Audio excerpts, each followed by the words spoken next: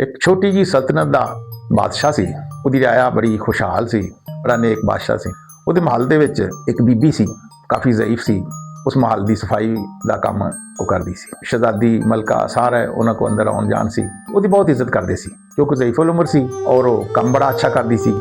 हर जगह की सफाई सुथराई का काम, तपड़ी मारनी और जो भी काम करना, वो बहुत अच्छे तरीके काम करती सी। एक दिन ऐसा होया कि वो बीबी जी सी ना, ਉਹਨੂੰ बुखार चढ़ गया। ਉਹਨੂੰ बुखार नालों अपने काम का ज़्यादा फिक्र सी, ज़्यादा बुखार काम का चढ़िया सी कि हाए मेरी जगह का काम हुण कौन करेगा। बुखार तेज़ हो गया, बड़ी परेशान हो गई। तो महल दे विच उहदी इज्जत बहुत सी। उन्हें अपने बेटे नूं भेज दिता कि जा तू जाके ना उत्थे सारी सफाई सुथराई करके आ। बेटा चले गया, उन्हें वैपर लिया, तपड़ी लई, जो मसले जिहड़ियां जिहड़ियां चीज़ां जरूरत दियां सी उन्हें लै लईआं नाल। जाके इजाजत लैके अंदर सफाई शुरू करती। एक कमरे की सफाई की, दूसरे की सफाई की, वाशरूम सफाई की।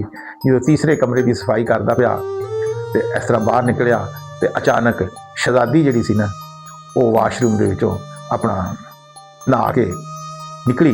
वाल वो खुले सी, चेहरा नंगा सी, ते कोई आम पर्दा नहीं सी क्योंकि महल के अंदर सी, अपनी आज़ादी ना चली जा रही है।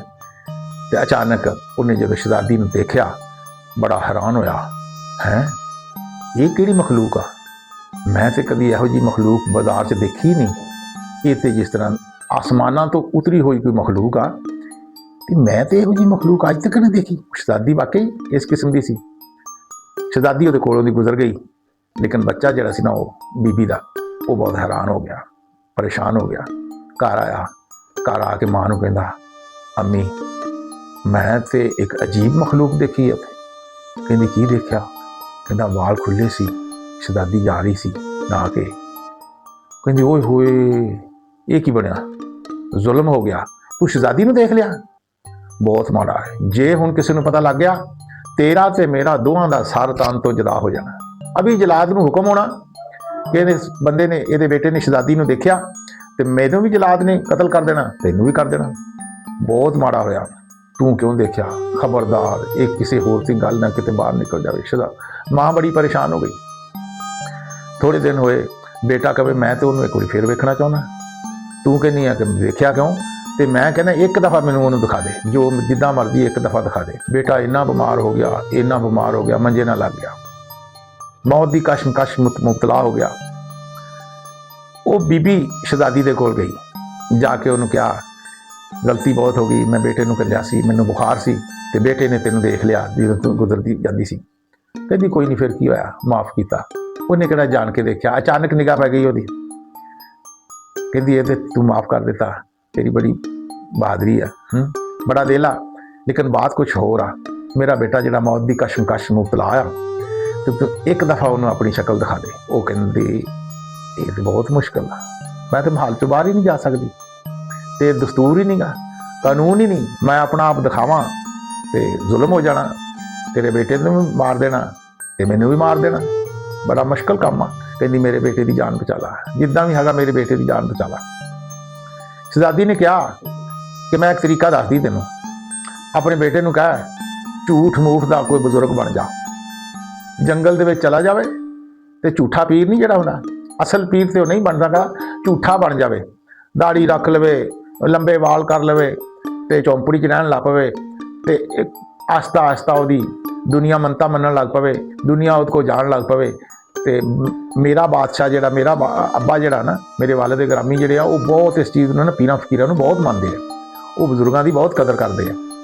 तो जे वो चले गए तो फिर मैनूं भी जरूर कहेंगे बेटी जा देख के आ, तो फिर मैं उहदे को चले जावांगी, तो वो चंगी तरह मेरी ज़ियारत कर लवे, बड़े अच्छे तरीके नाल खूब।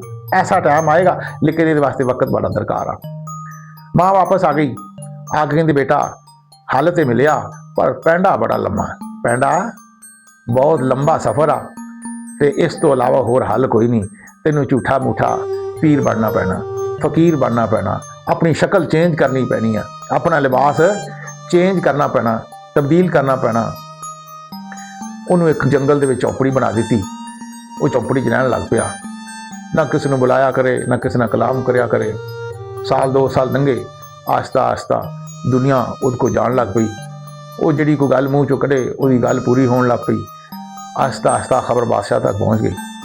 बादशाह भी उसकी ज़ियारत वास्ते 5,000 10,000 लश्कर लैके नाल बड़ी चला गया ज़ियारत वास्ते। बादशाह पहले ही उन्होंने बड़ा शौकीन सी बजुर्गों को देखने का। जाके उन्होंने सलाम किया, बाबा जी मैं तेन सलाम करने वास्ते आया, तो मैं इस मुल्क का बादशाह हाँ। कहते तुहाडा सलाम कबूल किया, जाओ, सानू इस गल नाल होर कोई गर्द नहीं। अख नहीं उन्हें खोली, अख नहीं खोली, देखे ही ना। कहते सानू बैठने की इजाजत दी जाए। कहते बह जाओ, खुला थां है, जिथे मर्जी बह जाओ, अल्लाह की जमीन बड़ी वड्डी है, कोई तंगी नहीं, इत्थे बैठो।